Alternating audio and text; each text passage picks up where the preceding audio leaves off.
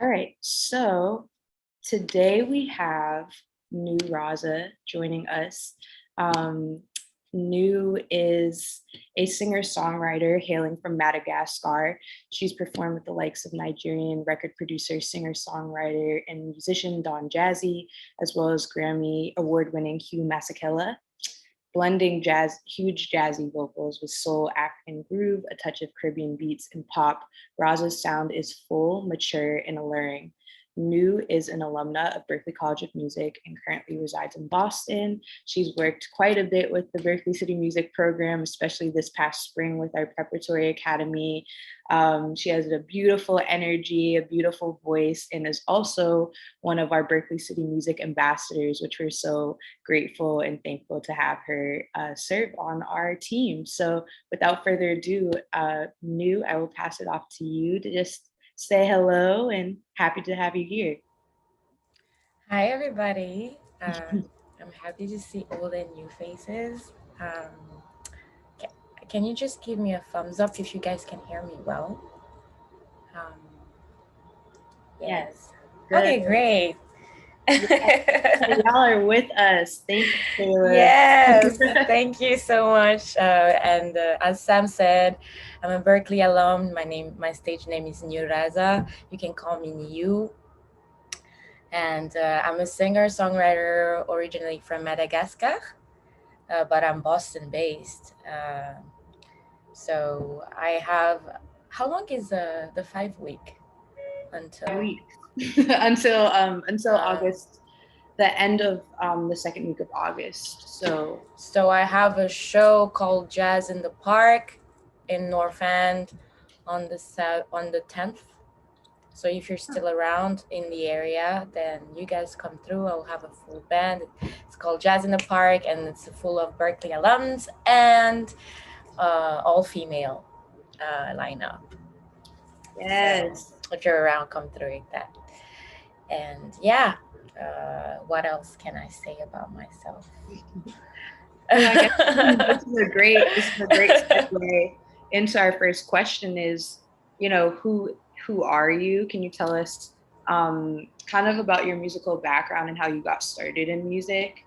And you've had a lot of like awesome buzz over the past year with like singles dropping and like lots of amazing visuals. So we'd just love to hear about like kind of how Little News started singing and writing and doing all the things until who you are now.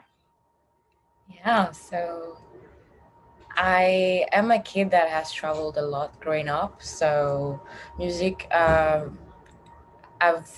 grew up in island Africa, so I grew up in Madagascar, but I also grew up in Congo, in Kenya, in Uganda. I finished my high school in South Africa, and all of these places have their separate cultural backgrounds. And I was also raised listening to Western culture, mainly rap, hip hop, R&B, rock, funk, soul, all you name it, all of the above. And I kind of, I always listen to so many different genres of music. And when I decided to sing, I wanted to actually, I primarily came to Berkeley wanting to do music therapy, because I really liked the part that how music connect each and every one of us. And I wanted to study that and how it contributes to healing. And then I got to Berkeley and I started writing songs and I started performing, and I was like, this is more my thing. So I started writing and really like I started utilizing all the Berkeley's people, the studio, everything that was around me, and I loved it. So I just continued on that path. Not because it was when I was in college, it was never really about this is gonna be my career. I loved doing it, so I just went for it without really like knowing the structure or how I was going to make a single or I was just learning as I go. And I released one song that I just it was like one of these songs where you're like nobody's gonna listen to this, Even my video, it was really like the colors didn't match, the cameras didn't match the angles, but it was just like a bunch of Berkeley kids trying to make like, it was my freshman year trying to make a project, and I just jumped it on YouTube, and then I didn't know that that video was going to be seen by millions of people, and then that started. I was like, oh, okay, I gotta do this for real.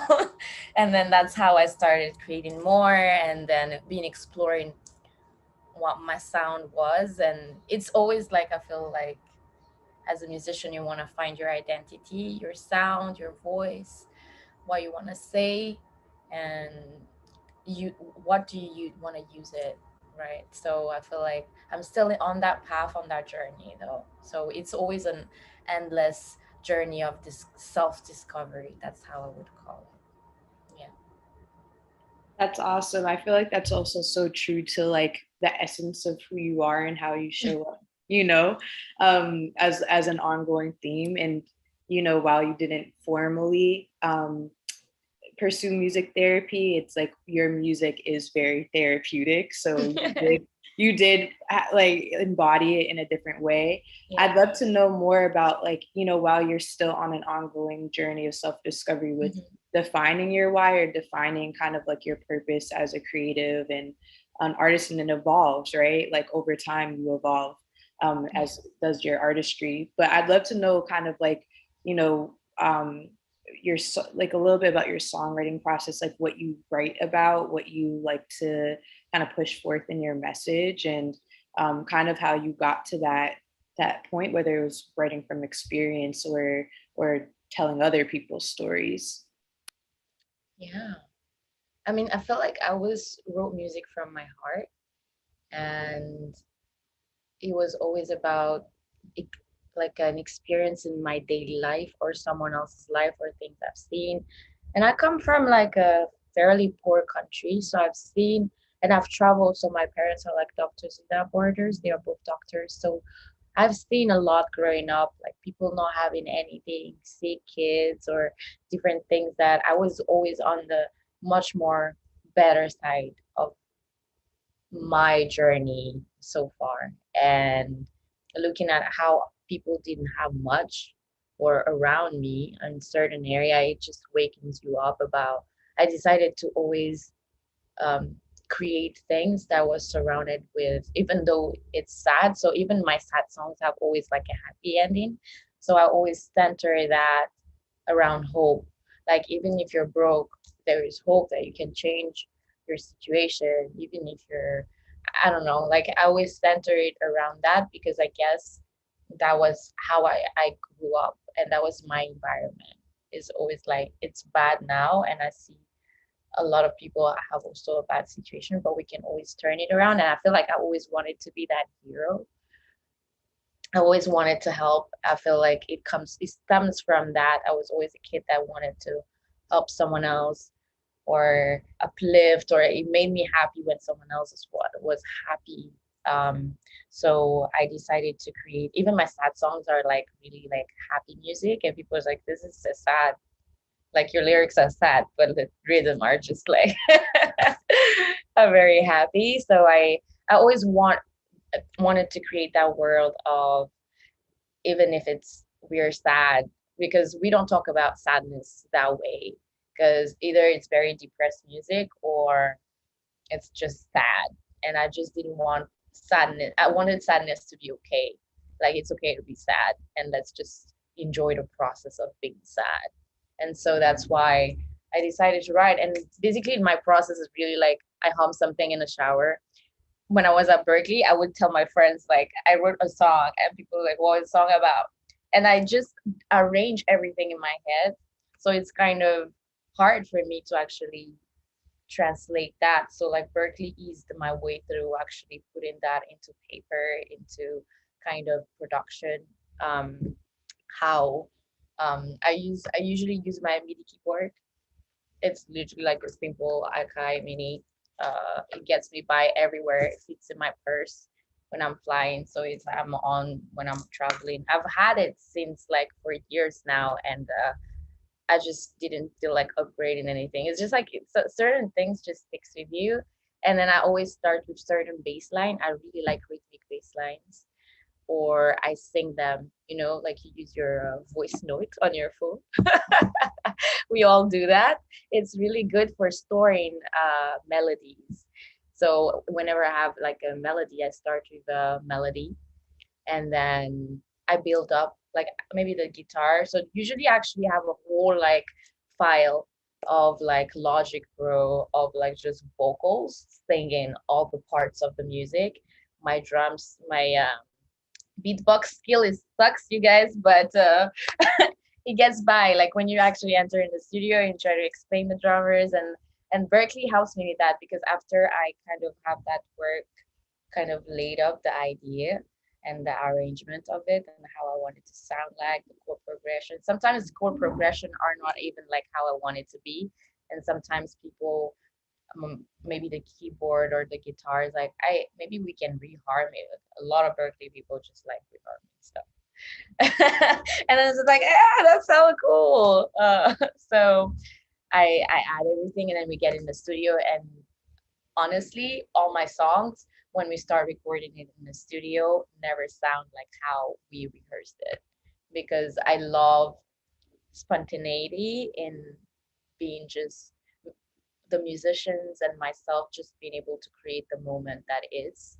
And I feel like I'm not like, if you listen to my music, it's not really like very worked in terms of the mix or the mastering, because I feel like I do believe in like the rawness of it. Like I like imperfection, so I don't like when people edit my voice too much, because I like the breath in it. I like the, even though it's not like just right, I don't like the, I find beauty in the imperfection. I feel like that's what makes us musician, and it's okay. I feel like I came to a point where I had to accept that I'm not gonna be like perfect. Like the singing, it's not gonna be, sometimes you are off sometimes, and that's okay. You're human, you're not a robot, and you're like an auto tune there, and you're a human. So like it's okay if you just like, so your voice break down a little bit, like while you're on a show or in the studio. So like mainly I feel like singers have that, mainly the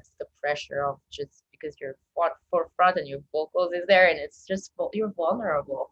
So you being even writing, it's all about, like I would say, working towards being okay with being vulnerable out there. And I feel like I try to translate that in my songwriting. Yeah, I think that's such an important piece to internalize, especially like across all instrumentation, but Yeah. especially as as a vocalist, is like the the essence of who you are lives in the uniqueness of your voice, and that's not always going to sound like 100% what a fully mixed song sounds like. Like it's good to sit in the imperfections and like accept them and embrace them and make that a Yeah. part of your sound as well. So I think that's a great message, especially for our vocalists who are in the room as well, because I know, you know, you, as artists, as musicians, as creatives, no matter what discipline, you can be hard on yourself, which is it's really your power that only you can do what you can do, Yeah. like you can, right? So I would love to also hear more about, um, you mentioned that you, as a freshman at Berklee, put together this music video, you recorded a song, you kind of got together with your friends, which I think is also a great message of collaborating laterally, right? With the people who are around you, your peers, and using what you have, right? Not always feeling like you have to have a lot of money to do something or a lot of really professional resources, but just getting together with other people who are down to make it happen and making it happen and then putting it out there. Um, I want to know more about kind of that process of you putting that video out, kind of the buzz that you got as a result, and some of how you interact with social media and kind of like your platform with your audience, since you did kind of receive a larger audience after that video. What was that like, that journey? I would say the journey of, it's very it's very important. I feel like what I could say really about that, the start and bottom line of it, is really staying true to who guitar. And coming to Berklee, like I feel like I missed mentioning this, but I was never a singer.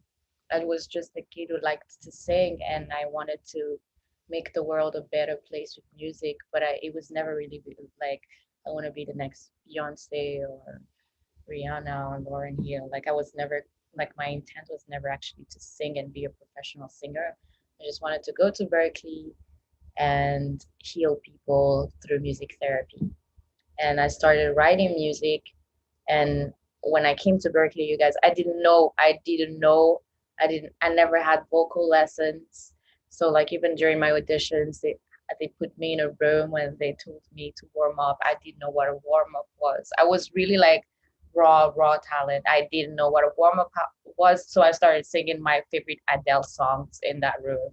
That was my that was my warm up.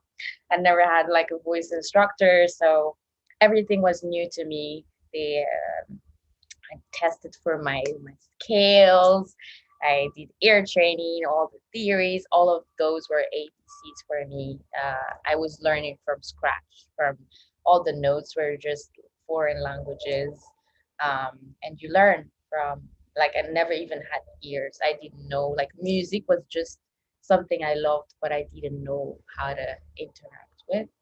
And freshman year, y'all, it was tough. And I did go to a lot of like uh, office hours.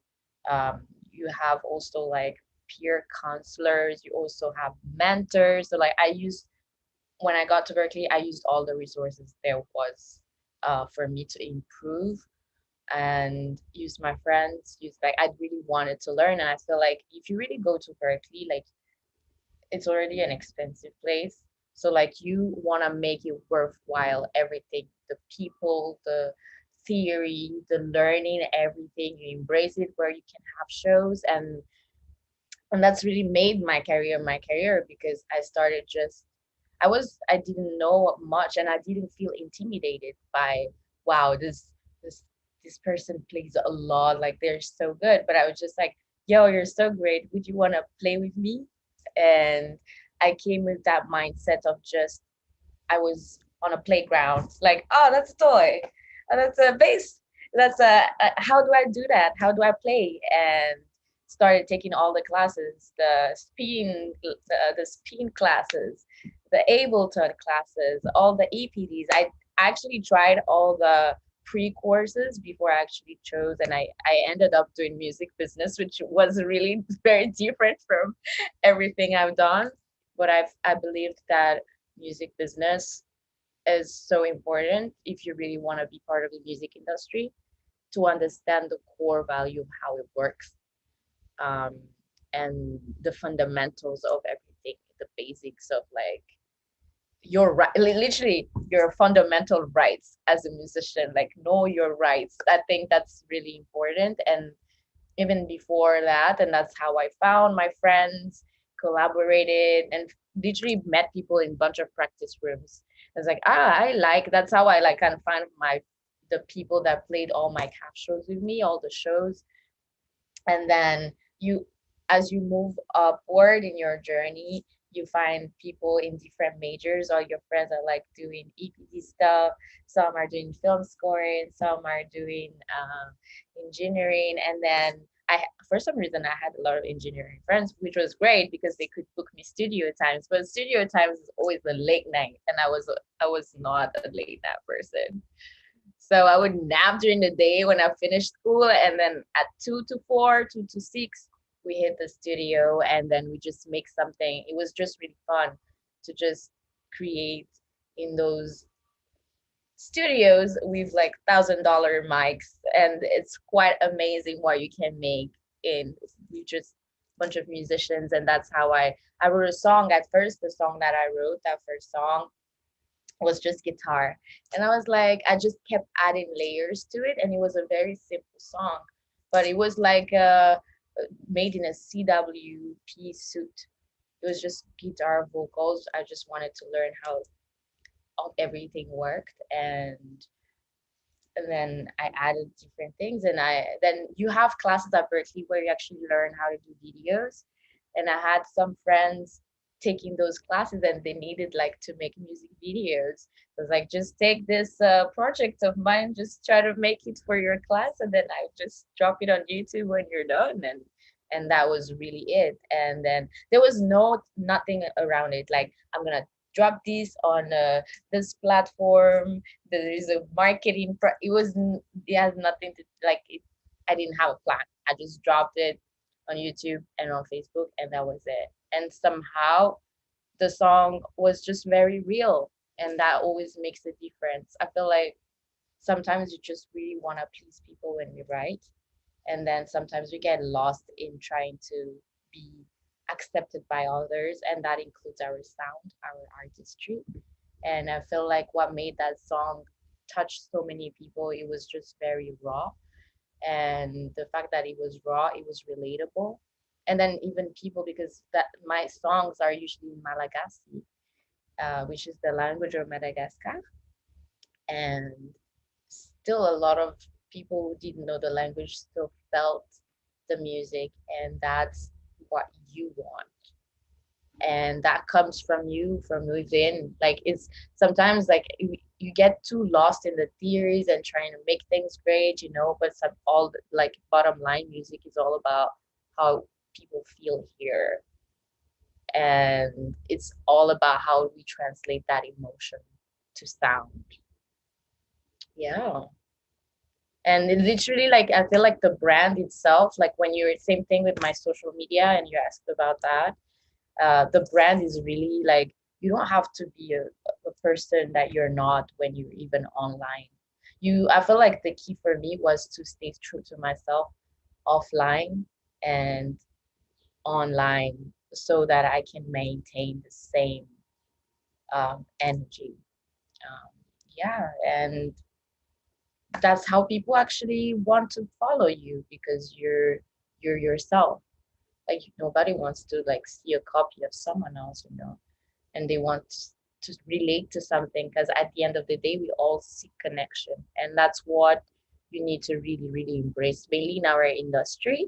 It's all about like that connection you make with people, that is so important, and how you build that relationship, less transactional, like, oh, I'm gonna play with this artist and then bounce tomorrow. It's how you create that tie and family. And I've had people, like most of my players in Boston or in New York, I've known them for like since I came to America, like 6 7 years, and they've been playing with me ever since. And these people will hold me down like eye closed. If I mess up, they will know what to do. And that's why you want to have like a build a certain set of family, and a certain set of family and extended family as well, because you cannot always rely on the same people and your sound. But I would say be picky about your sound and what you want to be. The thing is, like, what you want to show people is what you'll have to maintain. So if you're putting like a show out there, you have to maintain that. So like, it's a lot of energy, y'all. It's a lot of energy. So like, you have to pick your battles. That's what I'm saying. Yeah. I love what you said about just overall the theme being authenticity and the fact that people want to connect authentically with one another. And ultimately, like, everyone just wants to feel heard and seen and understood, and how that comes out in your music and even in your social media presence. That's what folks resonate with, and that's why you maintained your following, because you don't try to be anybody else. You are just showing up authentically as yourself online, which is like such a hard thing to navigate, I think, especially with how much we're stimulated by social media and how content driven it is, and how it's like uh, kind of like, how much can you produce and like how fast can you produce it, and you can lose a sense of self in doing that sometimes. So very important. I do want to open it up for some questions. News, obviously an amazing songwriter, amazing musician. I love the breakdown that you gave us on kind of like how you even go about writing a song, and how simple the tool set that you have in front of you to like really build that framework out is. And then obviously we can talk about social media. But yeah, like if you all have any questions, feel free to drop them in the chat, or you can come off um, mute and ask New directly. Sure. I want to ask a question. Sure. All right.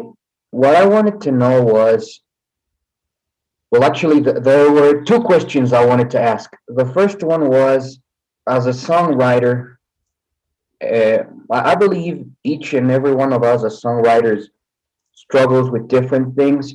But me, like I like I play a whole bunch of instruments, and I try to write a song, all the parts.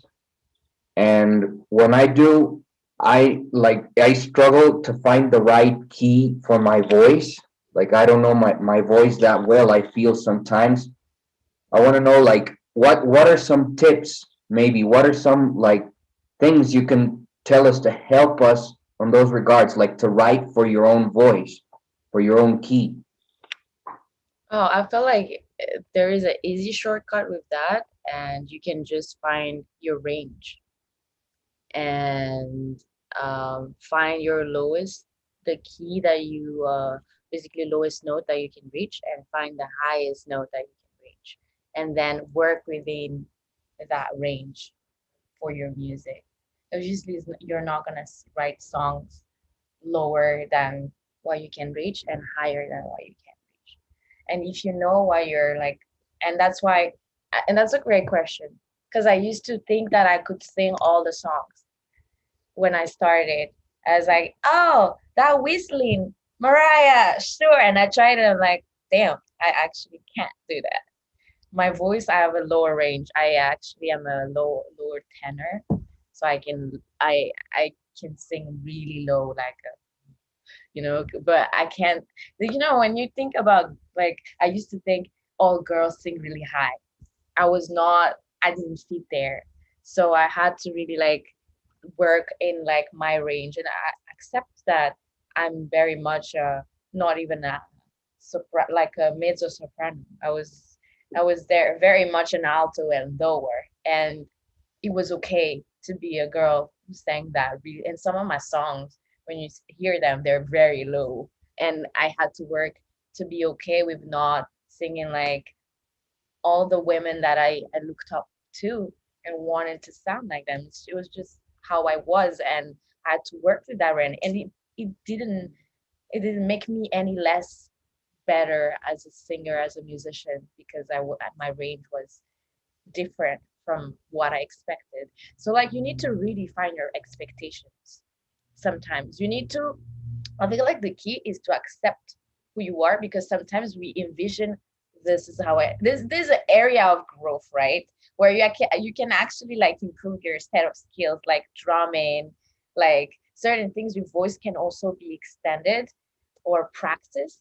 But like sometimes, like my body's gonna be like this. Okay, maybe I can dye my hair, but like maybe I'll have like changes in physical, but like I cannot extend my legs for God's sake, like unless I get like very intense surgeries or things like that, or my skin tone, or there are certain things that you, and your range sometimes it's always like a little bit like that.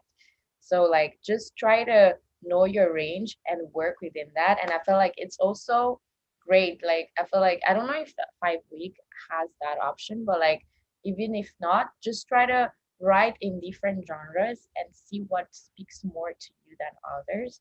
Because I feel like for me, I used to be so much in like, I could never rap for to save my life.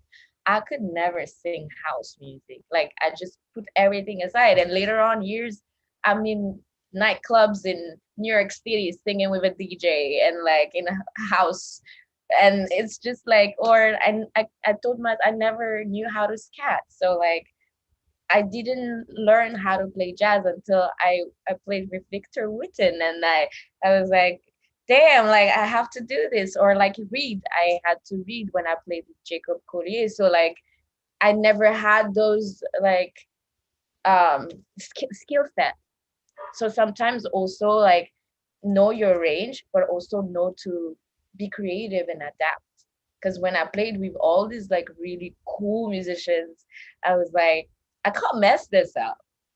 Like you can't mess this up, but how do you fake it until you make it, and how do you even learn all about all of that and extend your skill set? You have to know the first, accept who you are, like this is who I am, and then you can just change different things about your musicianship.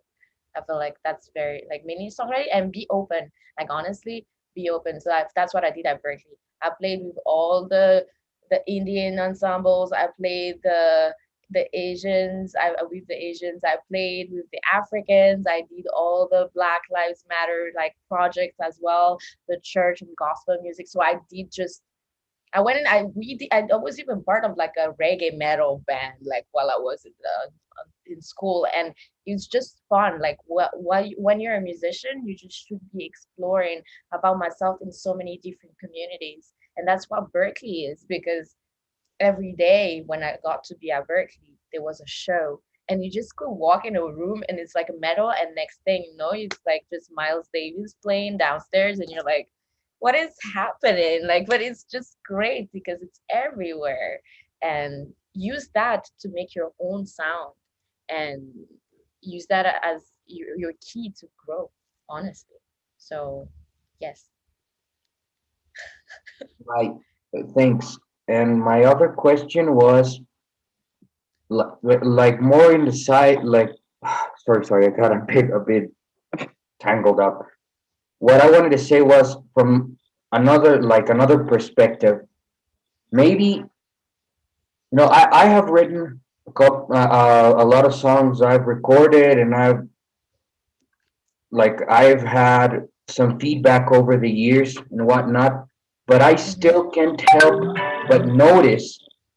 Sorry for that. I can't help but notice that like the industry at times, people around it, like I know a band here in Ecuador Hmm. where I live, this band that has been in the business for years and whatnot, like they believe the business to be very, very, very, very high maintenance in the sense that you have to know, for example, reading, sight reading and whatnot. You have to be like an expert at reading.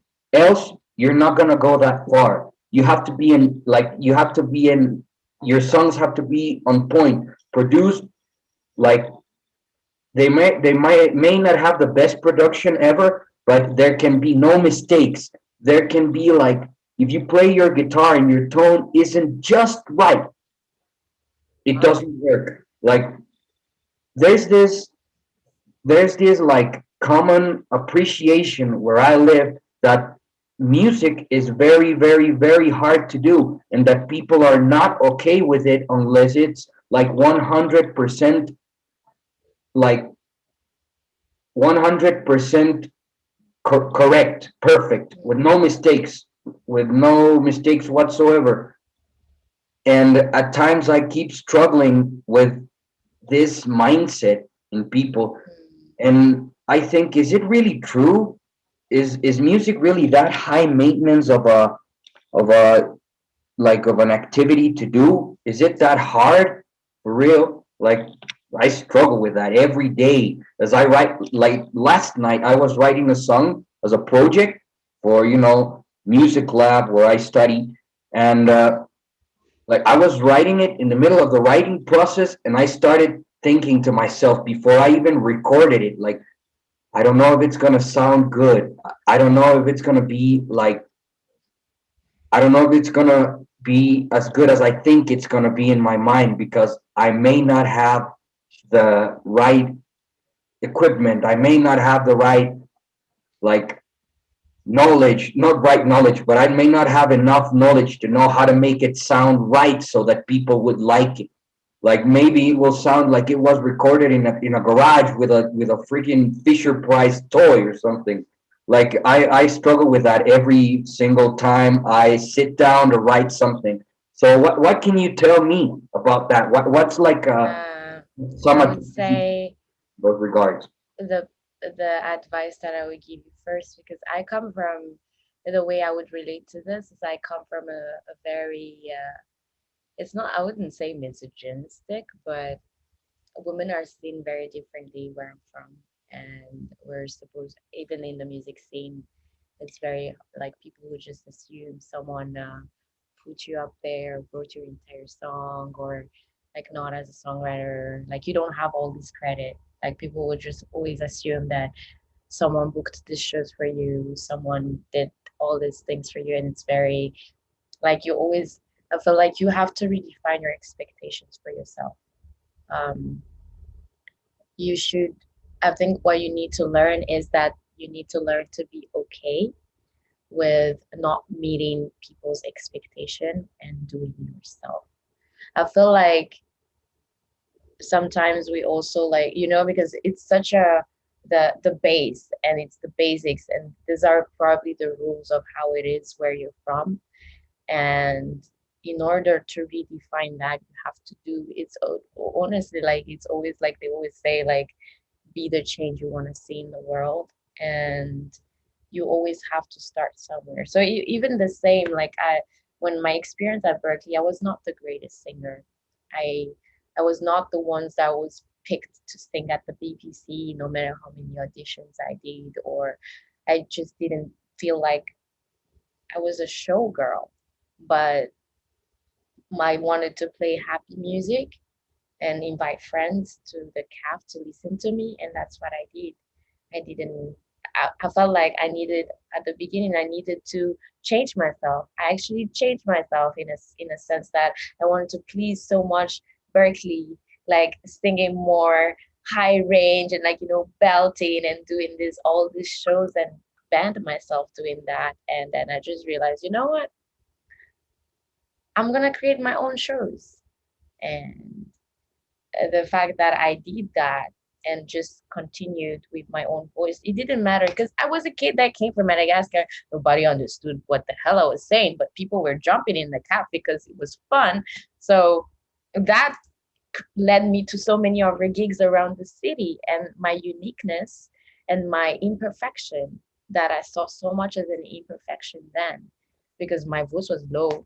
I was not the singer that was just with high range. I didn't even think I had the looks of a singer. I was short, like everything. And then when you start thinking about yourself of perfecting everything, I need to get the chords right, and then you don't leave. You're literally basically at that point living and creating for other people.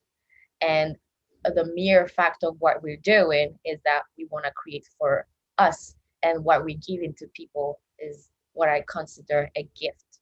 So like when I release my music, I never think about how many streams am I gonna get, how many likes is this gonna get. Like I think about it as a gift, and sometimes people like your gift, sometimes people don't like your gift, and that's the way life is. But you cannot live your life trying to create music perfectly for others. You cannot live life to for the likes of others, literally likes as in likes online and likes in real life, because you this is like that's gonna drain your soul. And then at the end of the day, and I can see like how it might eat you up slowly, and then you will stop creating because you will always feel like you're not enough, like your music is not enough. And like I feel like you should just start.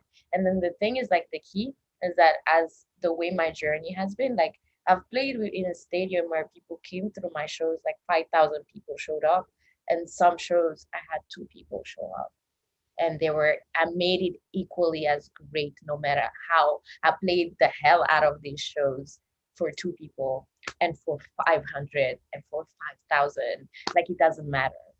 But if you spread out your right energy, like this is who I am. Like my guitar doesn't sound right, but that's how unique I am. Then you should just own that. Like the personality, you have to just, I feel like you have to look inward and say, like, this is what I create. And you keep perfecting it. So it's not about staying where you are. So like it's really about like keep adding like yourself, keep upgrading yourself a little bit. Okay, if you feel like your guitar is untuned, and it's not because it's not about like matching people's standard, but you actually want to improve your guitar skills, then that would improve your skill set. And then I want to learn drums, and then that would, but I feel like the key is really like know who you are, keep growing with who you are and your art, and the right people. I can say this like the deep, deep, deep bottom of my heart, the right people will always come through. You'll always find people who like your music, but it takes time. You guys need to like be patient. Like the, it's very rare the overnight like success. Most of like the musicians that really made it out there have like perfecting their craft through years, and it's so important to find your sound, your personality, who you are, who you want to be, what's the message. That's what matters. And then you'll always find the people that will always resonate with that. And it's not about the people, it's mostly about you and how you can connect to others. Oh, thank you. It was really helpful.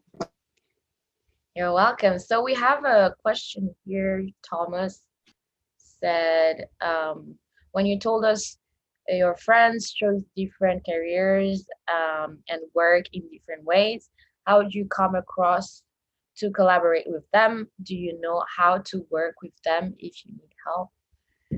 So honestly, that I feel like the music industry is like how you make friends, and that's how you also collaborate with people. I have no filter, so I'm a very like, I feel like that's one gift if you want to really like be, and not in a way that like you're overwhelming people with messages or anything, but I always starts with a, and that's one of the biggest lessons I've learned at Berklee. We had the guest speaker and he came through. He was an upright bass player, I forgot his name, but the lesson stuck with me, and it was like the best, the biggest thing in the music industry is the connection. And it's not about the transactional, it's not about who you meet, but who you can keep in touch with in the long run. So like I've always made sure that I always go to lunch with my musicians. If I meet someone for the first time, I ask them how they are. Like even my band, I make sure like we have some quality time to know them as human beings, mainly instrumentalists. And like I want to get to know you. And honestly, I've learned throughout the years, people really appreciate that. Like, yo, we have rehearsal. Let's like, you guys want to have lunch? Like, sometimes I have people over, not for music, just to like eat. I want to know your parents. I want to know how many siblings you have and checking on them. Like, treat people, your musician friends, as humans, just like you, and treat them as friends. And that's how you keep in touch with all these people. Because when you come at Berklee, we're all just instrumentalists. And then we start splitting ways. So like, you know, who is in like EPD, who is in engineering, who is in different, and it's not like you're like trying to find your people and like I'm really going to be friends with this person, but you just start making connection. And honestly, like it's just easy. You find someone in the lounge in a hallway and just, hey, how are you? My name is I am from this. What do you do? Oh, I like that. What passionates you? What do you like to do? And then you start with conversation like that, and then like, "Yeah, actually, I'm gonna do engineering." So you like, yeah, I could use some help with that.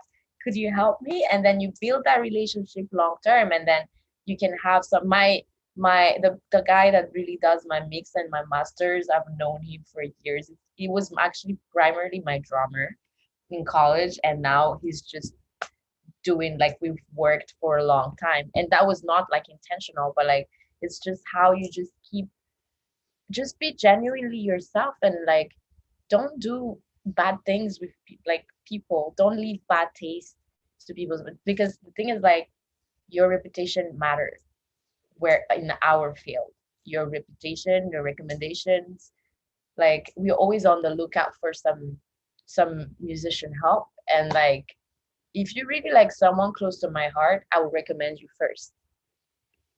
So it's really like build those kind of relationship, build strong relationship, and that's how you find people to collaborate with.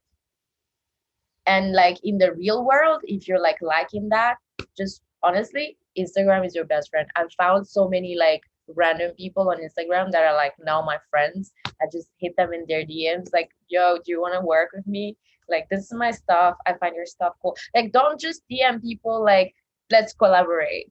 Like, don't be just dry. It's just like human interaction. You just go approach people in a nice way.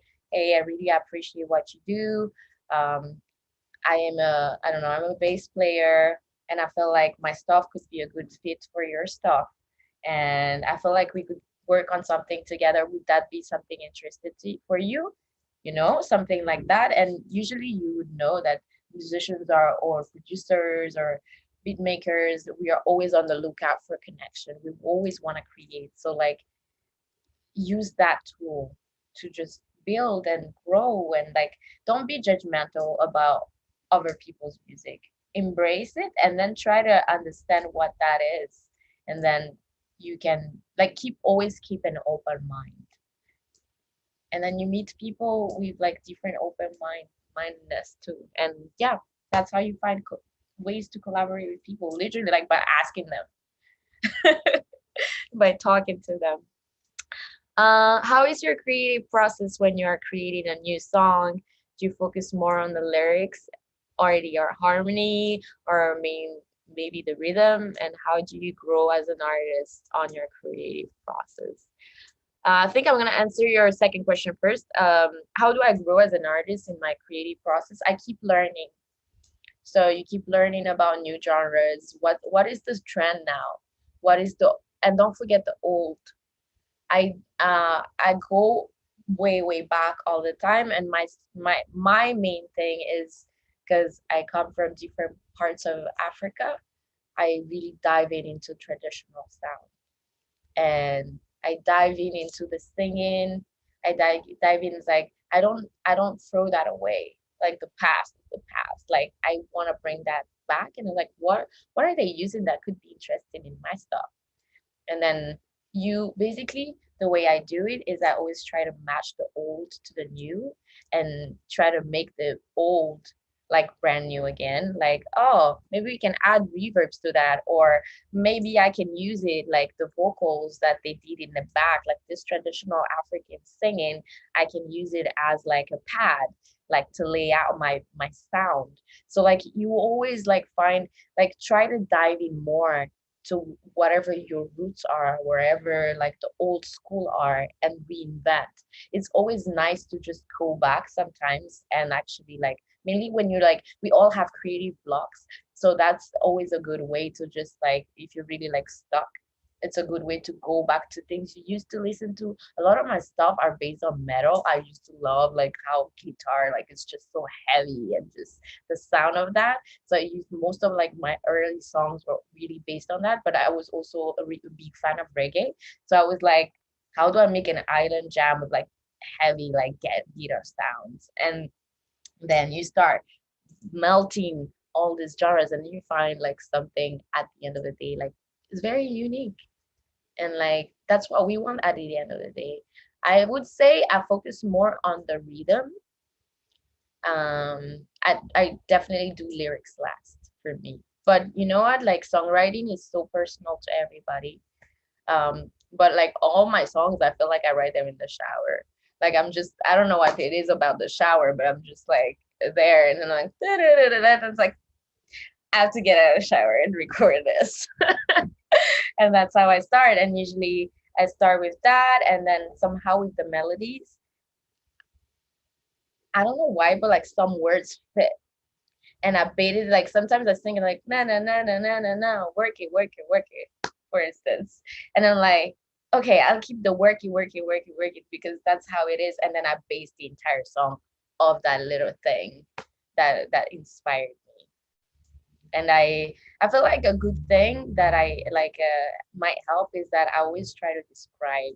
I try always to describe a moment. So I try to dive a little bit deeper into the present. Like, what is it? Is it about I'm sitting down, there were plants behind me? Like, how do I make it a moment so that I'm creating a space, for a visual space for my listeners to be like, okay, she's by the ocean. Like, I'm vibing that. Like, so I always try to do it like that. Or if it's emotional, it's like, I mean, tears, man, like blanket covers, in bed, like, and try to be as like describing the moment that I feel like the person could really be there with me when I do that. Yeah. Any last minute questions? I think we just had one more. Is who's your biggest influence? I know we have to wrap up, and some folks have to head to class, but we can kind of end with that one and wrap it up. And if you guys have any more questions, you know, we can certainly like send some things over to New and see if she's open to giving some last thoughts. And also, you can obviously follow her on social media as well. Yeah, you guys. I feel like my biggest influence. Oh my God, this is a tough one. This is really a tough one. I would say it's my dad. Um, he is not a musician, professional musician, but like everything he's done was always surrounded by sound. And I feel like there is certain ways of he's a very down to earth person, and I feel like sometimes in our industry that's very important to keep your head high and your feet on the ground. And it's really about learning to progress and progress day by day, even though you're not where you want to be. Because a lot of us can also like, don't compare yourself to others. Because some of your friends might get like, oh, they got to Lollapalooza for this thing, and I have a band that is equally as good, but I'm not there. Like, why did that guy get the gig and not me? And then when you spiral into your art, like you're unique. And I think that's what my dad like taught me the most, is that your art is yours and it's a gift. And what we do is such a blessing to the world to be able to do what we do.